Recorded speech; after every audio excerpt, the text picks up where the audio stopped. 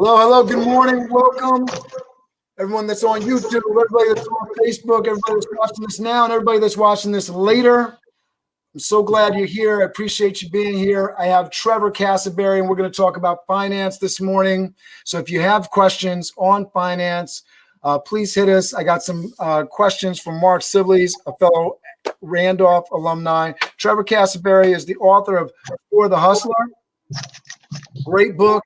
Lots of great quotes, workbook style book that I think you'll get a lot of value on. We'll throw up the link for you here so that you can go ahead and purchase that book. But we got Trevor on who has the information. He's an engineer by trade.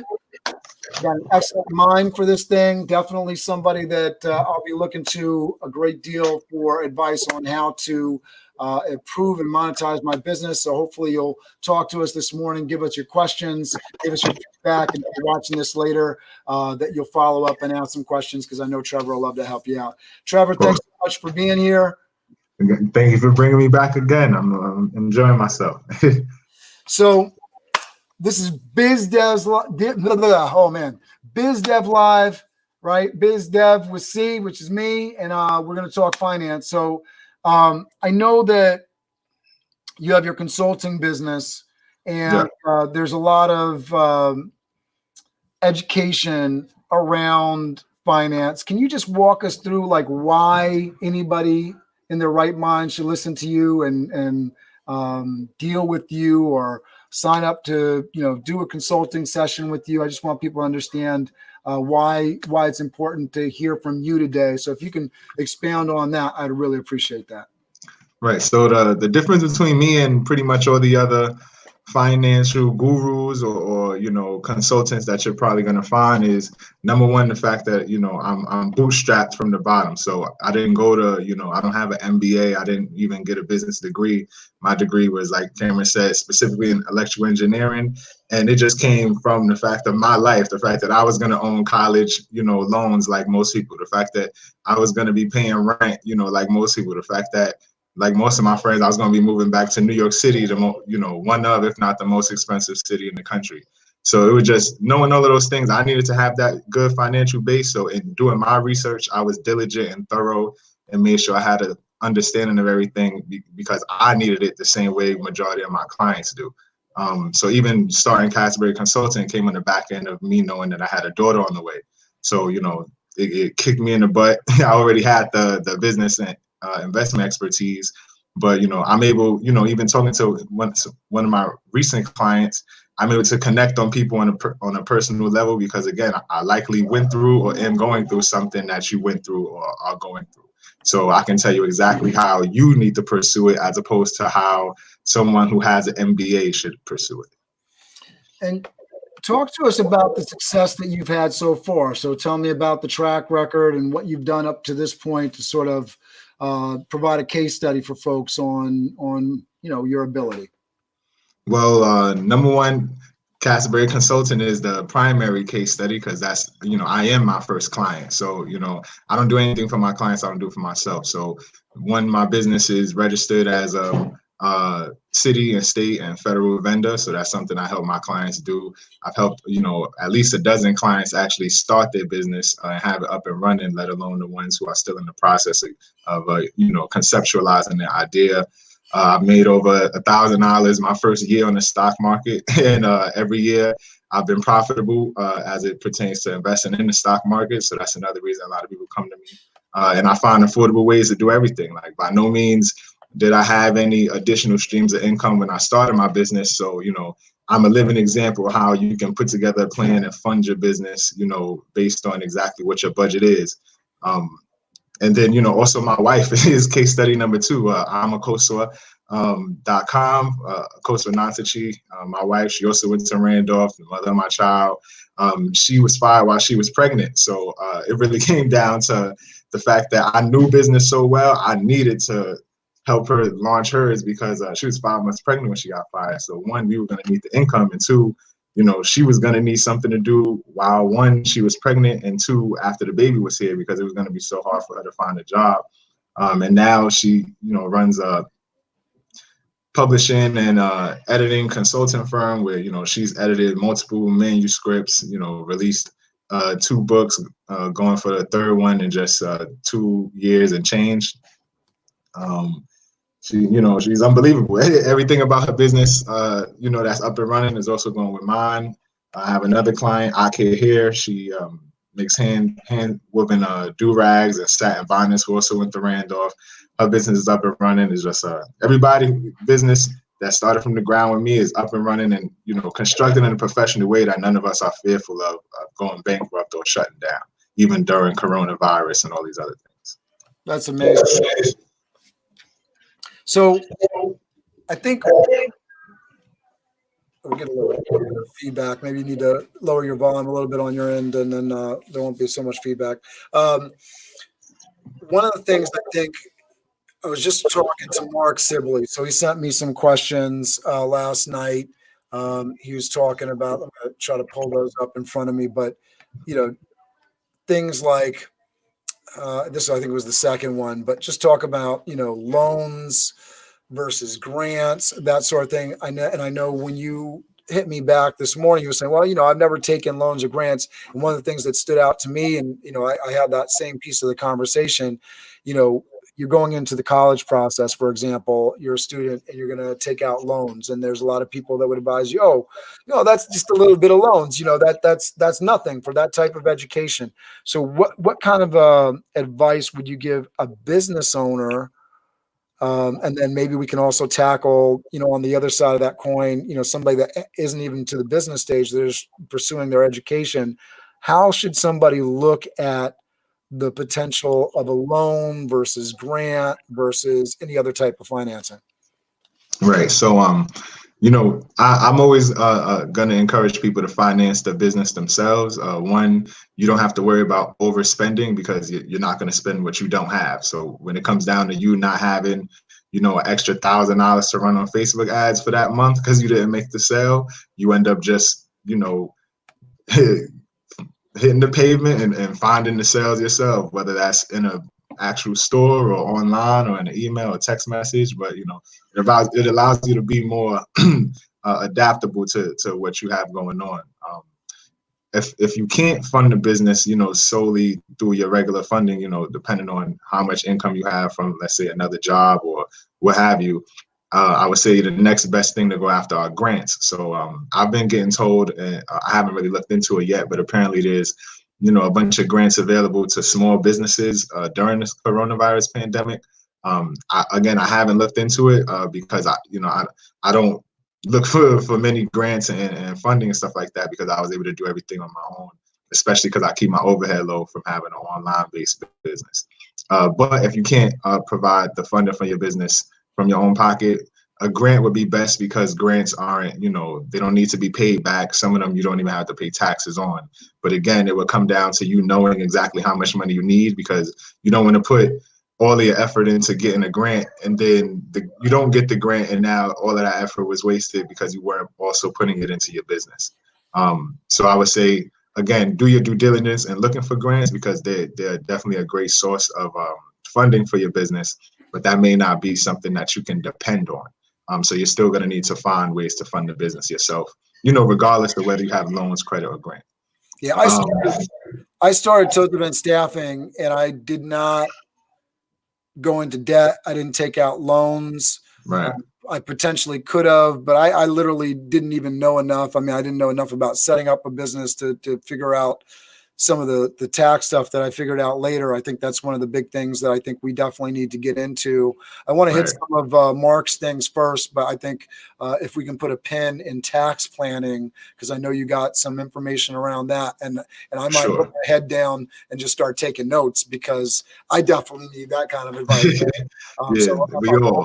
I'm hoping that that'll provide some value to the folks that are watching this, right? So he asked that question: funding, loan versus credit versus grants, right? So I think we answered that to a certain degree. If somebody has a question around that, I'd love for them to submit it so we can talk to it. Right now, my credit card, I ran it up at the beginning of the year. I own a business. I'm 8.5 years in.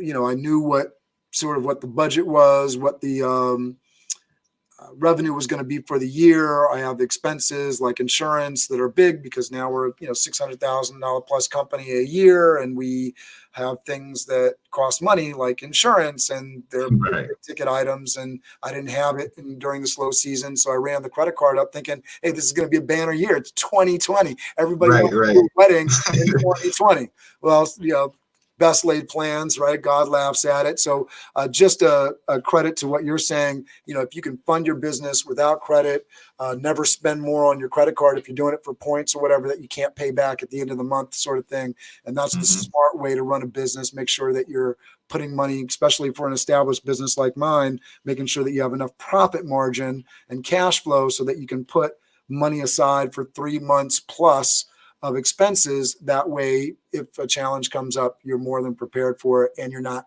getting credit card fees month after month because you can't make that full payment back. For sure. Right. Let's get into number 2, understanding cash flow, huge payout versus steady stream. So I don't know if Mark is watching. If he is, hopefully he'll give us a little bit more feedback on exactly what he means there. But I imagine he's talking about setting up something along the lines of like ClickFunnels and steady revenue from a website kind of deal. I know he has a credit card business that he's working on where, he's setting up something where, it would provide him a steady stream of revenue versus maybe like being in realty where you're selling, investing and then selling out, selling a house, flipping a house, that sort of thing. I think that's what he's talking about there. Right. So, I know a bunch of different entrepreneurs. So some of them live off of getting those huge payouts every quarter. I know one guy, he only sold 2 houses a year, but like he knew every year he was going to make $80,000. So he was able to live off of it. So obviously for him, when he sells that house, everything is relaxed and he's having a good time. But, when times start getting slow and he can't get that house off, he's stressed. So the number one biggest thing for cash flow, I would say, if not anything, is the amount of stress you're going to deal with. Because even when you have that a steady stream of income coming in, let's say, for example, your bills cost $2,000 a month and you only have $1,900 coming in a month. Even though you can see, okay, I'm in the red $100 a month. The fact that you can see that every month, you're not able to plan for that. You just have to make a small difference either in your business or outside of your business to bring in that additional $100 a month. Versus when you're making, a large payout. Let's say if you're getting a $100,000 check, just imagine if you made $100,000, but you got paid one day out the year. And you just have to hold it until that next 365 days came. It's a lot more stressful by the time you get halfway through that year, halfway to that next payment period, when you're not able to gauge what your funds are going to be for that next month. I guess technically that also comes into budgeting, but the whole point is you can't budget if you don't know what your income is. And having those huge payouts that have a large gap of time in between each one doesn't allow you that steady source of planning and being able to work with your predictable income. The main reason you want to have that predictable income, like myself, I know I'm going to bring in a certain amount of dollars every month through my book, a certain amount of dollars through my consulting, and a certain amount of dollars through my courses, as well as, the amount of money I'm going to make from my construction income. So it's like, because I have that steady stream of income coming from multiple platforms, at some point I'm able to scale that and say, okay, if I just get two more clients in the first week of the month, I'm able to make this much more money and I can do X, Y, and Z every month. Versus someone, again, who, like my friend who was selling the 2 houses a year, making 80,000. He was making just as much as me in the beginning, even more. But because he had to wait so long in between it, there was no scaling aspect for him. So when he sold that first house, the first thing he had to do was think of, okay, I got to pay my bills for the next 6 months off the top, So he doesn't get to pay himself first. He doesn't get to think about how he's going to scale because the bills are that first primary thing because he has to put so much into the bills. What's your advice? What's your advice for somebody that's in real estate? So we know that, it might be a long time. Obviously, I think every person that gets into real estate, they want to be selling a house every month, ideally, that sort of thing. But we know, especially if you aren't established in the game, you don't have a steady stream of customers, you aren't experienced, you don't know all the ins and outs of your particular market, that cash might not come. So what would you recommend for somebody that, is because I think every person that's in real estate to some extent is a bit of an entrepreneur. There's Right. personal brand. There's, the fact that you're sort of in charge of your sales, that sort of thing. So what would you recommend to somebody that's, maybe younger, on the younger side, getting in that, older on the, side, getting into that? What would you suggest to them to make sure that the cash flow part of it, because I mean, when I'm hearing you talk, what I'm hearing is, well, if I don't have cash, I spend everything from the first house, or I got this in the savings. I don't want to take it out of the savings. I want to do the smart thing and, make sure that I have a good deal of my savings or a good deal of my income in the savings. So what do I do in these months that income is not coming in? Right. I'm spending on the credit card. I'm spending on this, but now I don't want to take it out of the savings, but my credit card bills, I don't know that I'm selling a house. So how would you suggest to them that they solve this cash flow issue? Well, two things. Number one, and it kind of reverts back to my book for the hustler, is you have to, find a way to monetize your skill set and your resources. So anybody, let's say you're a real estate agent, or, even if you work from concierge at a RE Max location or something like that. One, you have the resources, which is, the knowledge of real estate. If you don't have it, someone in the building that you go to every day for work does. And then two, the skill set. So it's like, if you have the ability to just talk to these people, now you have the ability to gain more resources. If you have the ability, if you're a real estate agent, to sell a house because you understand housing and stuff like that, then now that's a skill set that you have to monetize outside of someone else paying you to do it for them. So I actually did have a client. Her name is Stephanie Barnes. She was a real estate professional. She now owns Stephanie Solutions, which is a real estate consulting firm, and she's a licensed New York real estate agent. So the main thing she was doing, because she was new in real estate, was her niche market was teaching first-time home buyers all the different options they have to either buy their first, residential home or investment property. So my main thing was, instead of, trying to wait for a real estate job or wait for somebody to tell you they're selling a house and they're just going to use you for your first deal, start a real estate consulting company, because now you're still able to work within that same industry. You're able to use the same information you already have and package it pretty much into the three ways that every consultant does, either in a book, into courses, or you do, one-on-one meetings like this. So she did flashcards. She was meeting people one-on-one, and she was giving them like an introductory phone call to process, what would be the best route going forward. And that's how she was able to, one, bring in a steady stream of income, no matter how small it was, to, work in collaboration with her 9-to-5 and, the real estate agency that she was working. And I love the spin that you're putting on this, because it's actual monetization. Now, I think there's a social media aspect to this. I think for everybody, people have to get comfortable. We are in an age where, all the marketing you need is like right here. Let me talk about, what I'm into. And I'm going to put some more video content up for people just to give them examples on how they can do it on the social media side, right? Right. But there's that disconnect. Okay, I can bring people in. I can create a funnel. I can get people excited about what I'm doing. I can, put my camera up and say, hey, this is Cameron Toth. This is what you need to do for your first house. I mean, my head's in the books studying all this. So now I'm an expert on this topic content. I can put that up. But that's not necessarily money in the bank. Maybe that's a potential customer. Maybe that's a potential follow. That's increasing maybe some traffic to me, but it's not necessarily putting money in my pocket. And I think this is where a lot of people get frustrated with the social media thing, is one, patience, right? But there's no money coming in. Maybe I got 1,000 followers, but it's not monetized, right? There's no money coming in. And your spin on this is, okay, what are you creating? And I love that, with Cassaberry Consulting, somebody's having trouble, go to Cassaberry Consulting.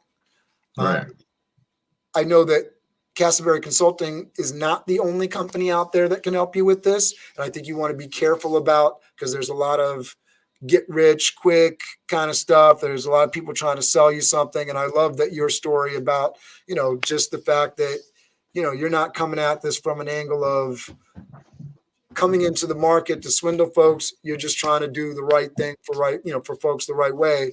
And with Cassaberry Consulting, creating those kind of stories where somebody's got that issue of cash flow and you're helping them figure that out through creating their book, through creating some products that they can actually sell and monetize. So now there's a purpose beyond just the follow me on Instagram. Right.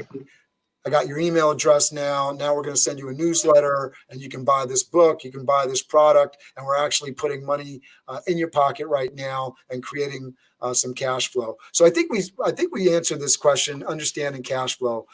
The one thing I will just add to it from the standpoint of an established company with a lot of staff. So I have 130 waiters, bartenders, and chefs, one full-time staff all the time, and I've had more over the years, but one full-time person and lots of part-time staff.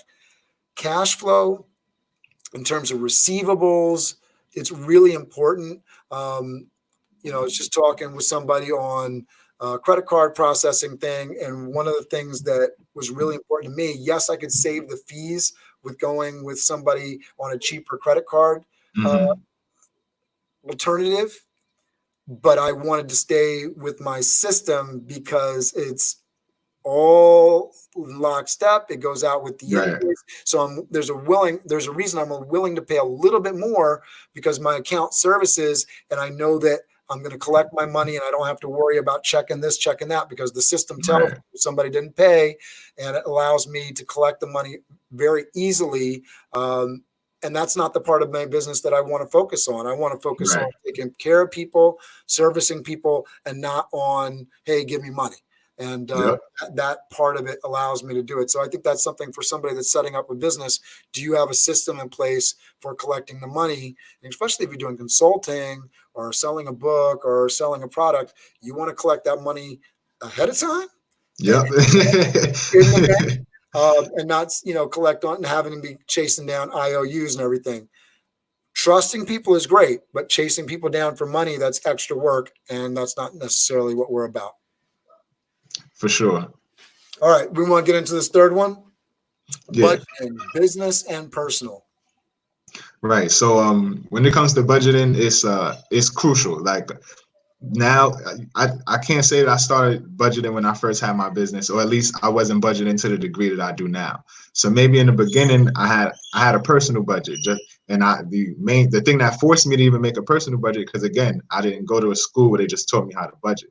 The thing that forced me to start creating and learning how to budget for my personal expenses was November 2016, when Navient was sending notices to my house saying it's time to start paying up. And there was more money than I could afford to pay. So it got to the point I really had to break down my budget, be strategic with it, and figure out, okay, this is how much I'm going to be spending on food. This is how much I'm going to be spending on this. So it started off with how much I want to spend on things. Then I went back to my bank statements to see how much I already am spending on those different things. So food, at the time, it wasn't housing, because I was paying my mom rent, but it wasn't a substantial amount. It was probably like $400 or something like that. How much I was paying on travel for business, how much I was paying for my car, for my job. Let me say that's the humble brag right there, because there's not a lot of folks that pay their mama's rent. So I think that, or you can put $400 toward their mama's rent. So that's a big deal. Right. Undercut that. I appreciate it. I think your mama appreciates that. Right.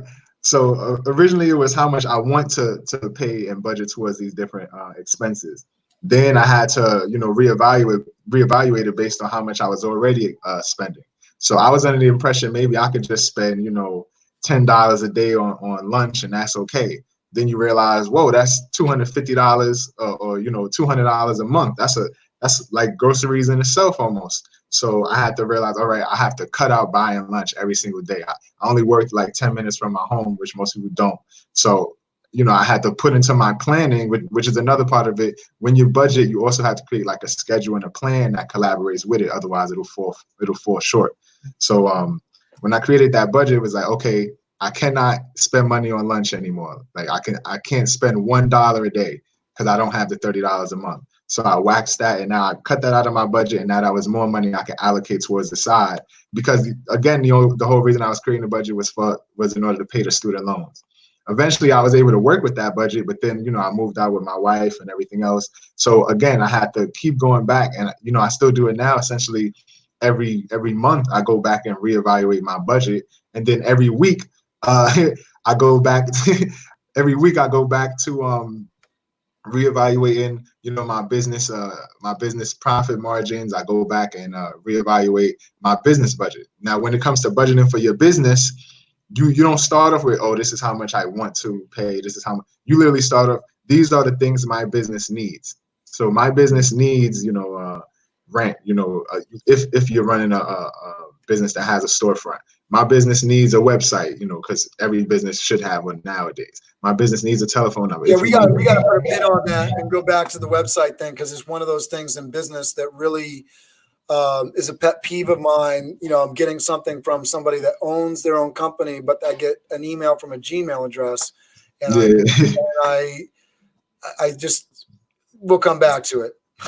Yeah, my guy Ryan McCrary, he can't stand Gmail email addresses, and neither can Audrey Hatchett. So I'll never forget the day that I met Audrey Hatchett. Sorry to jump off this. I gave him my business card about a course that I was releasing, and he helped me market it and stuff. And then probably 2 days later, I see him, he puts up a post about how he can't stand when he meets people and they have a Gmail. And that same day, I'm just like, oh my God, I made a new business card right then and there. Like, if I run into Andre again, I can't give him the same business card. But yeah, I know what you mean with the Gmail. I kind of, I work with people who are starting their businesses, so I let it slide. But most people, if they have, it's just one of those things that, it just shows a lack of investment in your business. Well, it's one of those things that it doesn't. If you paid the money for the domain, you can go to Google and basically get a Gmail address with your domain for free. I mean, maybe it's changed since I've done it, but the last time I did it, it was completely free for the first 10 email addresses. Mm-hmm. Once you have a company that goes beyond 10 email addresses, and then on the nonprofit side, because we, with SBI, we did that, and because it's a nonprofit, they allowed us to get more email addresses, under the nonprofit thing for free. So it's just one of those things. Like, are you Googling? Are you using Google as a resource? Are you are you using the resources that are available to you? And one of those things that just shows that you may be a little bit naive about how to run a business in the 21st century is that you're using a Gmail address when you already have a domain for your business. So it's like, I just had a client last week that I was helping with their website, and we were doing it on GoDaddy. You can buy your email address for the year, and it's like $2 a month, so like $24 for the year, and you have the and the only reason GoDaddy is saying it's $2 because they know you can get it for free from Google. Right.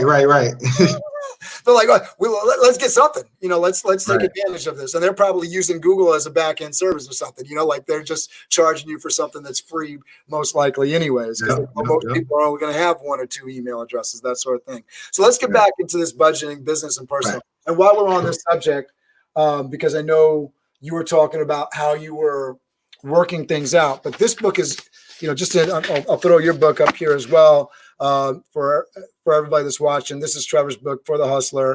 Really great business advice. I love the quotes in here as a model for other people that are writing their books, like, taking quotes from your business partners and associates, making that a part of your book. People are going to be willing to share it. I just love the business sense behind it, right? It just makes so much great sense the way that you've done this. And here's a great finance quote. Can you read that? Yeah, good credit won't solve low income. Quote 6. Right. That goes back to us talking about the funding thing. I think a lot of people are worrying about getting the financing for their business before they have a business model that actually makes sense. And that's, I think, a big mistake. Huge mistake. Understand how you're actually going to make your money before you go into debt to make your money. Yep, because the people that's giving you the loan make much more money from you not being able to pay it. But in regards to budgeting, the difference with the personal and the business is, like I was saying with my personal, I could cut out something like, lunch, going out buying lunch. But with the business, most of those things you can't cut out. I can't cut out my website for 6 months just to hold on to the money and stuff like that. So, even when I build a business plan with a client, that's, I think, the fifth question we ask is, what assets do you need to keep your business up and running? Because you need those before you even fund it. So in regards to budgeting for the business, I'll write down the things. Walk us through those. I love that. So talk to us about these kind of questions that you're asking as part of your process, because I think that'll be interesting for people that may want to walk through the process with you. So basically there's 10 questions. The first one is, do you sell a good or a service? Because you have to know what your product is and who your market is. 2, who's your target audience? 3, the mission or goal of your business, because that'll help you pitch to your target audience. So it should make sense. Like if your target audience, if you're a physical trainer and your target audience is going to be obese people who have diabetes, then your mission should be to help people live a healthier life, or help people with diabetes, or type 2 diabetes or something like that, become more physically able, or produce more insulin, stuff like that. You're not going to have the mission of your business professionalism, but your target audience is people that are obese. It just has to make sense. The fourth thing is, how many different streams of income can you generate? Because pretty much we'll write out all the different ways you can make income, and then prioritize them by either how cheap it is to provide the service or product, or how fast you can do it. So can you start providing the service tomorrow or a year from now, things like that. Fifth is what assets you need to start the business. 6 is how much those assets cost. We break it down bit by bit. 7 only applies to people who sell a good, which is how many transactions you need to make in order to profit. So for instance, if you sold $100 product and it costs you $1,000 to get the good, you need to sell at least 10 of those before you should start giving out discounts and stuff like that, because you're not in profit or broken even until you sold 10.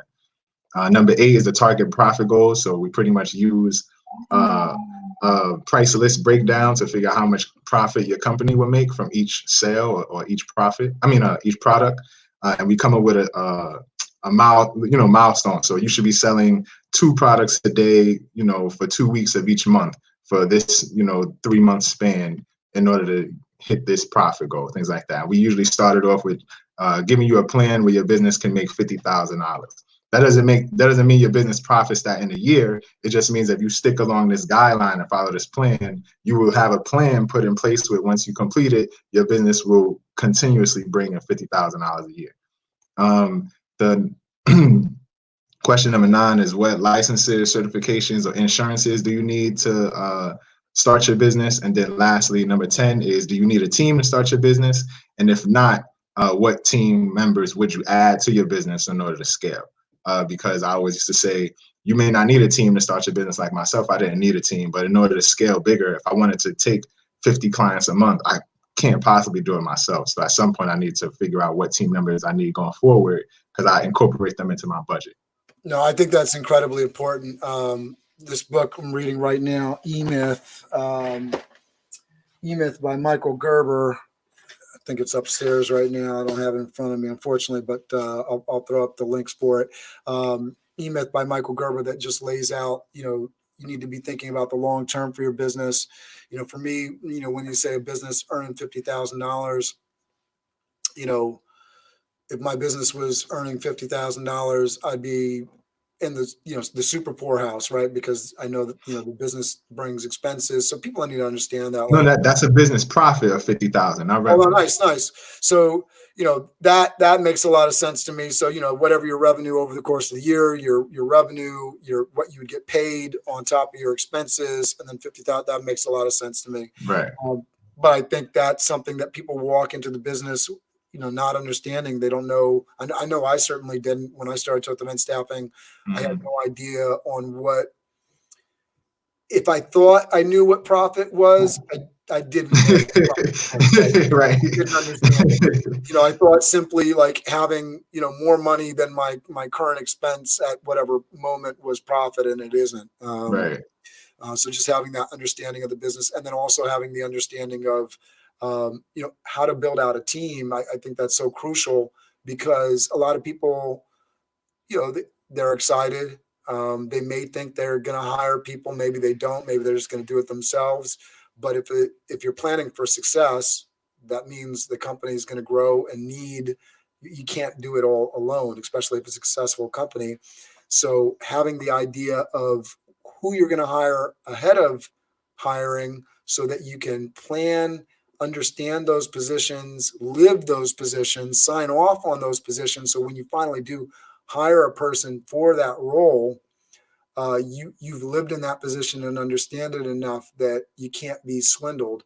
And I say swindled, but I don't think people I don't think people have come in to work with me with the idea of swindling, but I've swindled myself because I didn't have a good understanding of what I was hiring for and what that person needed to have in terms of a skill set. The greatest example I can talk about, I've done so many waiters and bartenders and chefs over the years. And so I think I'm pretty good at that. I figure it out. I know what the clients want, but I had to hire a bookkeeper and I didn't really know until I got into it. And then halfway through the process, I'm interviewing people. I'm like, oh, you know what? I work, everything with my company's on QuickBooks. I need a QuickBooks Pro. Yeah. So that wasn't even a part of my job description that I had put out on Indeed and whatnot. All right, back to it. Let me put that in there. It doesn't make sense for me to talk to anybody else that's not a QuickBooks Pro. So having a good understanding of what those positions look like in your company and then getting experience with them before you have to hire will help you hire in the future. I so believe that. So I love that you talk about that team and are you thinking about a team, because that's really where people need to be. Because I don't think most people that start a business are prepared for success. And that's crazy. That's just like, it blows my mind. I know I wasn't. But are you prepared for it to do well? You're sort of prepared for it to do badly. Well, if it doesn't work out, I got this over here. Well, go back to Foot Locker, or go whatever. I'm prepared for it to fail. But I'm not necessarily prepared for it to succeed. Right. And then in regards to budgeting, because I'm getting calls from my construction team right now. But in regards to budgeting, because I did see a question in my brown bag in it or what. Yeah, pretty much I had to start meal prepping my lunches the day before and bringing them with me.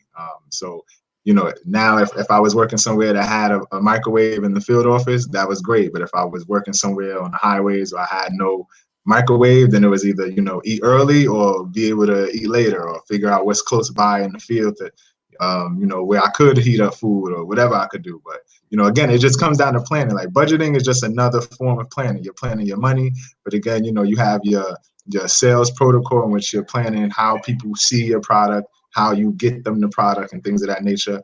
And the main difference between personal and business is going to come down to, when it comes to personal, you're primarily going to be focusing on convenience. So, I couldn't bring financially, I couldn't bring food to work, but it was a necessity. So I had to find the most convenient way to do it. When it comes to business, you're mostly looking for profit, and affordability, but convenience may be how you split hairs. So you might find two different, companies you could use, let's say a software service, where they're both kind of in your budget, but the one that you choose at that point will be based off of convenience. So I would say first thing you do for business is start looking for free things that you can use to run your business. So let's say if you need to use Zoom, like when I first started, I couldn't afford a Zoom account. So I was only offering consultations that were 30 minutes because I knew Zoom would cut me off at 45 minutes. And then once I bought a membership, okay, now we do, 60-minute and 90-minute consultations and stuff like that. I love that kind of just raw hustle stuff. Listen, this will, and I think just that mindset of this isn't a problem. Right. There's always a solution. Right. This isn't a challenge. This isn't something that's stopping me. This is a good thing. I'll do 30-minute meetings and I'll have more time and I can charge and get more people in, right? Exactly. Look at the opportunity. And right now we're in that moment, right? With everything the way that it is with the pandemic, they extended again the time that only essential businesses can be open until June 6th, right? Looking at this time and taking advantage of it is so important. If you have a business and you're shut down like mine is, I'm tremendously taking advantage of it. I don't want in any way say that, this is a good thing that is happening in general, but it's a good thing for me in the sense of being able to work on my business and not in my business. And people need to take advantage of it. I love that. Do you have to go, Trevor? Yeah, I do. All right, so I would love to come back, for yeah, more let's do questions. this Yeah, again. I think, as I keep doing this, we'll gain more of a following and we'll get some more interaction. Maybe we can seed the audience with some people that really could use the help and the free advice. for Um, sure. we'll set up a date, maybe a month from now or something like that, for you to come back. And maybe something that we can do with clients is, hey, if you can't afford it, hey, there's this date you can get the free advice in, and we'd love to Right. help you. And it'd be great for us because we can show off what we know and how to help you. For sure. For closing this out, in terms of what Cassaberry Consulting does, what you're doing, I really thought one of the things that would be really interesting for people to know is to know what you're working on going into the future in terms of government contracts. Mhm. Do you want to talk a little bit about that? Well, it's hard to explain it in just a few seconds or minutes. So we would have to, do another one and sit down specifically to talk about it. But in short, pretty much, government contracting is one of the biggest industries in the country because, your tax dollars pay for it. So if you pay a lot of money in taxes, you should obviously understand that whoever's getting paid by the government using the tax dollars is getting paid in large lump sums. So because I work in construction management, I on the back end was able to use my, insight, skill set, and resources to figure out what government contracting was, how I was even getting paid through it, without knowing about it, and learning, the ins and out of it, what a MWBE is, what a LBE is, and all the different set aside programs to help women-owned and minority-owned businesses. So I had to make sure I utilized it. So I referred to it in For the Hustler, but obviously when I wrote the book, I wasn't as deeply involved in government contracting as I am now. So I'm currently working on For the Hustler 2, which will be a very similar format to For the Hustler 1. It'll specifically touch on investing. So the title of it is For the Hustler Volume 2, The Investment versus the Investor. So Nice. just be ready to learn everything about investing in real estate, investing in stocks, investing in business equity, and I'm also going to debunk 12 investment myths in the book. And the main purpose of the book is to help people establish their investment morals, because a lot of people don't know not just how to invest or why they should or shouldn't invest in something. But if you establish those morals, just using the book, because you'll be able to write in it, just like the other one, and say, all right, I am only going to invest in commercial real estate instead of residential real estate, or I'm only going to invest in online businesses, not brick and mortar stores. It makes your decision so much easier. It's just like as a kid when they told you on the multiple choice test to get rid of 2 answers and give it the last 2, same kind of thing. So, I'll talk about that more next time because I really do have to go. But in government contracting, there's so many different type of contracts out there that most people who have a company that the government would purchase from don't even know it. That's amazing. I think you have so much knowledge on this. I want you to go back just in terms of funnel and definitely connect with Keisha King on YouTube and on Facebook with her interview last week, because I think in terms of the woman owned, you just said that, and it's the more I have these conversations, like, oh, that would be perfect, and she's doing these the mobile salon that goes all over the country. I think perfect piece that she's cutting hair. I mean, everybody needs a haircut. I'm sure she could fit that in somewhere on the government contracting side. Sounds like an amazing partnership between you guys. And I know that through me talking to people, we're going to find some stuff. I know we're talking tomorrow at 3. I'm looking forward to it. We're going to partner up on some things, and I'm very, very excited. All right, Trevor, get to it. He's got to go hustle. I appreciate it. Sorry. Thank you. I hope next time I can stay longer. But again, I appreciate it, and I'm looking forward to the next time I can be back. Thank you for everybody for watching. All right, take care. Have a good one. So I'm going to continue this on the finance piece and talk to it a little bit. With finance, with the business, one of the things that is really important is just understanding all of your costs. In your own household, it can be very difficult. How do you make it easier? How do you create that budget that makes sense for you? It might sound crazy, but create separate bank accounts. It's possible. You can do it. It may cost you a little bit more money, but as you get more money and you use this system to save more money, you will be able to have those minimum balances in the bank that allow you to have an account that is free. You can also work with several online banks. I'm not here to promote them, so I'm not going to mention any names. Maybe the next time we're on with Trevor, I know he's worked with them, so he can speak to it a little bit better than I can. But we're in the age of internet banking. There's definitely reputable folks. I do my stocks online with Robinhood, and it's a no-fee stock option kind of thing. And they also have a debit card that has a 2% interest rate. It might not help in the multiple bank account stream. I haven't looked into the ability for them to do that. I doubt they have it. But with a traditional banking institution like a Citibank, for example, you can set up several different accounts. So you can have a card for the groceries. You can have a card for the gas. You can have a card for a lot of different things, and you can set up separate bank accounts. You got to do what makes sense to you. You don't want to create more work than it's worth, but you can set up different accounts so that you can take out money. Now, if you're struggling, you don't have a lot of money in the bank, it may not make sense to have a bank account for $20 that you're going to get charged $15 at the month. But once you're getting enough money, and you should be with any check that's coming in, any income that's coming in, what you want to do is you want to take that money and you want to split it. And as much as possible, as close to 50% or more, that you can put into the savings account, that's what you want to do. Because if you put money into your savings account, you're actually saving money. Now, the savings account should be a pristine account that you actually do not remove money from.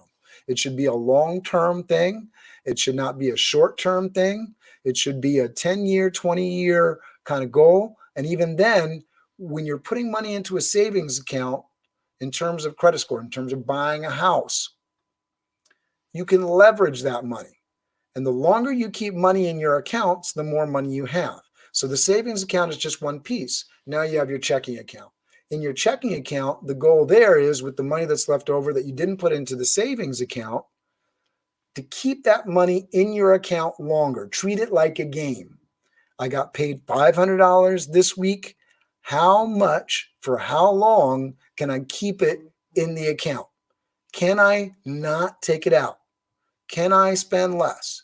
Can I keep that $500 that I got paid in my account last week in until I get paid this week, right? And then I add a couple $100 to that, or $300 to that, and then I spend a little bit, right? But the money stays in my account longer. That is the goal, because the longer money stays in your account, the more money you have. And when I put it that way, it sounds oversimplistic, but it's as simple as that. The longer you retain and keep your money, the more money you have. Should you pay for things with credit cards? My rule is you can use a credit card. Credit cards are great for points and different things like this. If you can manage it, if you can control it, if you can pay that card off on a monthly basis, it's a great idea. If you can't handle it and you know you're not going to handle it and you don't have a plan in place to handle it, don't do it. Everybody should be saving 3 months of expenses. And that's part of putting your money aside. And that's what you're doing when you put 50% of your income, if you can, right? But everybody can save. If I earn $1 a day, I can put a penny away. If I get $1 a day, I can put 50 cents away. You understand what I'm saying? You can save. But if you don't start because you say, oh my goodness, what's a penny? And you throw that penny away, or you spend it, which is the same thing. It is. Same thing as throwing it away. Yes, maybe you bought something to maintain you, but if it's money that goes out, it's gone. It doesn't really help you anymore. Money in the savings account helps you. So long term, right? What you want to do, and I'm standing on the shoulders of giants, right? This is a great book, Jesse Mitchum, about you need a budget. That's what he talks about. Great deal is take your money and hold on to it for as long as possible. And in that way, you will actually be saving money. in terms of managing your finances, when you're saving money the right way, when a bill comes in, you pay it. If you can't pay it, you file it, you put reminders in your calendar that this has to be paid by a certain time, and you make sure that you pay it and you have a plan to pay it. Right now, in the pandemic, there may be bills that are coming in that you cannot pay. So what do you need to do? You need to call the credit card company. You need to call the car loan company, and you need to explain the situation. And these are the words that you need to say. Because of COVID-19, I cannot pay. There will be a good response, I guarantee you. And if there isn't, then you keep on following up for the manager above them, but you will get help and you'll get a solution, because everybody knows right now, everybody's going through problems. Saving money is the best thing for you, and it's the best thing for your family, and it's the best thing for your business. And it's the one thing that you have to be seriously serious about. And it's the one thing that you can do for your kids that will help them financially for the rest of their life. Train them on how to save, right?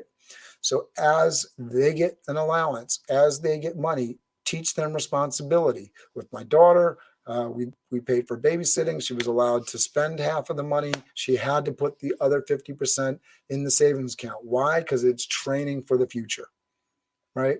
With my kids, I don't pay them for chores, but I give them a weekly allowance. The 9-year-old gets $30 a week. Leo gets $5 a week. Their one responsibility, they have to ask for the money. This is something that's also key. Are you asking for the money? Are you negotiating for your pay? Are you leveraging your experience to get the best pay possible?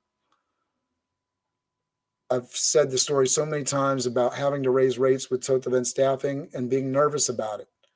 I know the value I offer, but it's still a nerve-wracking thing to ask for more money. Get used to asking for the money that's owed to you.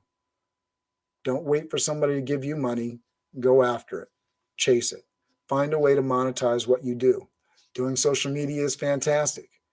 I'm not getting paid right now, but I'm going to figure out a way to monetize it. The plan is in place and I'm working on it. We're going to offer ebooks. We're going to offer consulting. That's coming. Understand, none of that really helps you if I'm not putting money into the savings account. So we're talking finance today. We're talking about finance for business. We're talking about personal finances. If you have questions, I'd love to hear from you. I'd love to answer more of those questions. That's all for today. Definitely hit me in the comments. Subscribe to the channel. Like button. Smash it, smash it, smash it, smash the subscribe button. Really looking forward to connecting with you. Drop some comments below. I'd really like to answer your questions. If I can't answer your questions, I know somebody that can. And let me know if there was something that was wrong today. Correct me so that we can provide the right information to the most people. Thank you for tuning in. I appreciate you. See you tomorrow.